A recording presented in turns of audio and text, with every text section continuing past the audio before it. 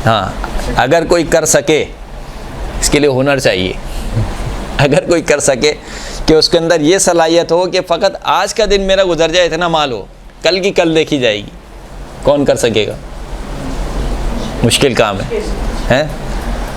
اور اگر مثال کے طور پر انسان یہ سوچے کہ صحیح ہے 1 مہینہ گزر جائے، باقی اگلے مہینے کی اگلے مہینے دیکھی جائے گی، یہ اس سے تھوڑا سا آگے آ گئے۔ پھر یہ کہ مثال کے طور پر کچھ اخراجات آنے والے ہیں، مثال کے طور پر بیٹی کی شادی ہے، بیٹے کی شادی ہے، یا مثال کے طور پر حج پہ جانا ہے، اتنا مال جمع کر لوں کہ بیٹی کی شادی ہو جائے مثال کے طور پر، تو یہاں تک تو کوئی مسئلہ نہیں ہے، یہاں تک کوئی مسئلہ نہیں ہے۔ لیکن اگر اس سے آگے انسان جائے اور سالوں کا مال اکٹھا کر کے رکھے، خرچ نہ کرے، یہ مذموم ہے، یہ مذموم ہے، اس کو اسلام نے پسند نہیں کیا۔ ایک صلوات پڑھیں محمد و آل محمد۔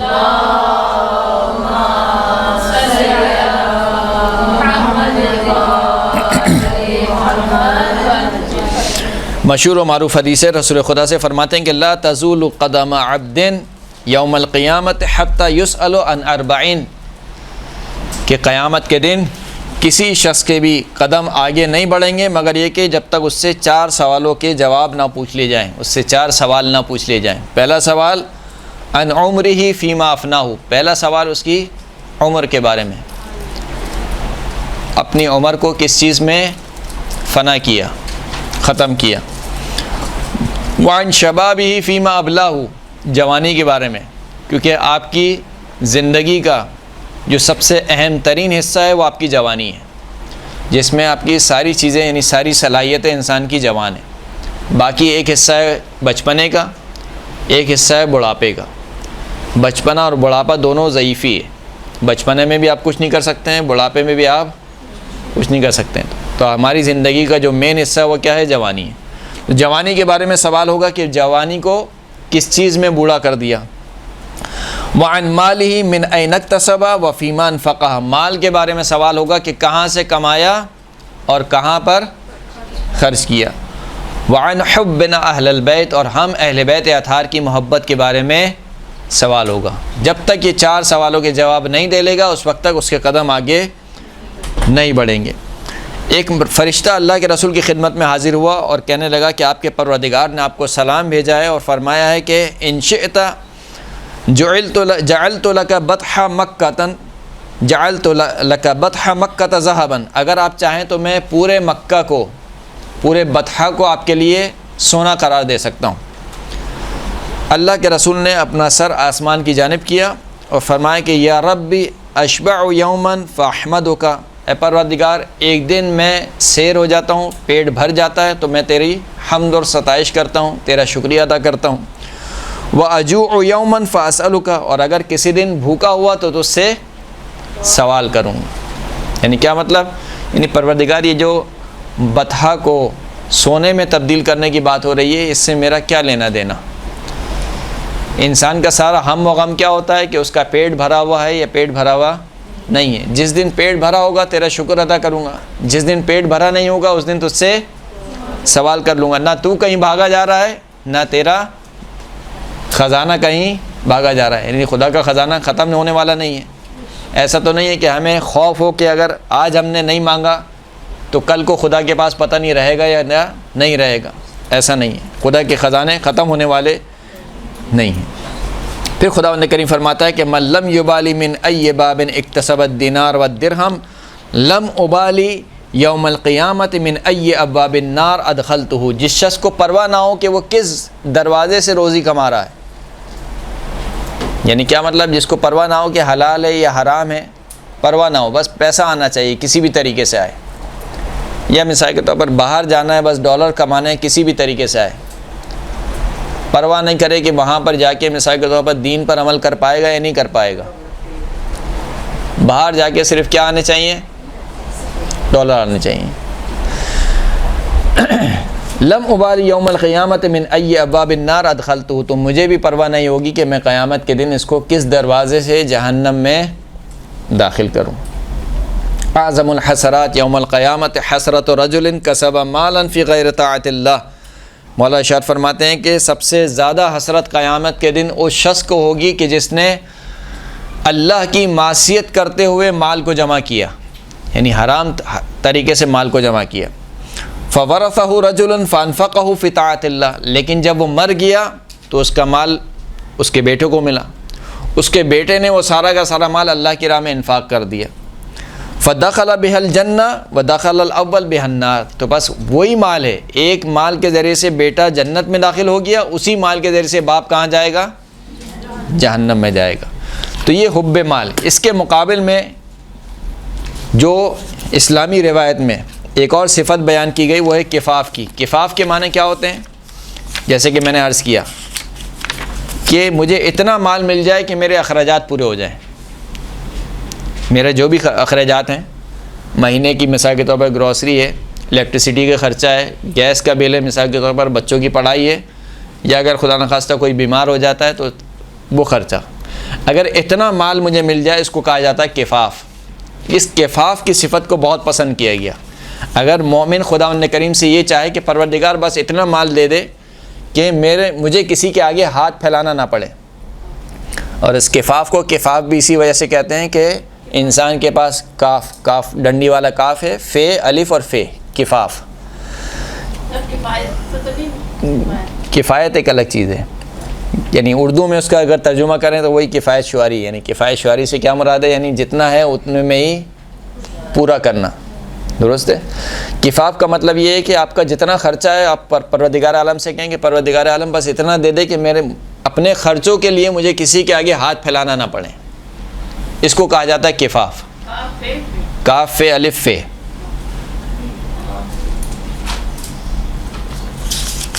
ایک صلوات پڑھیں محمد و آل محمد.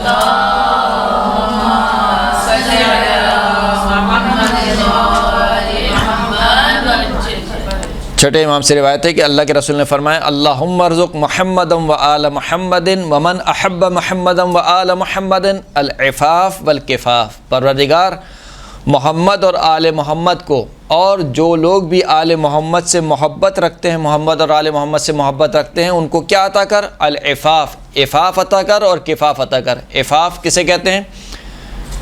انسان کی عفت، یعنی شکم اور شرمگاہ کی پاک دامنی. پیٹ کی اور شرمگاہ کی پاک دامنی کو کیا کہا جاتا ہے؟ عفاف. یعنی انسان اپنے پیٹ کو حرام سے نہ بھرے اور اپنی شرمگاہ کو حرام کاموں میں استعمال نہ کرے، اس کو کہا جاتا ہے عفاف، پاک دامنی.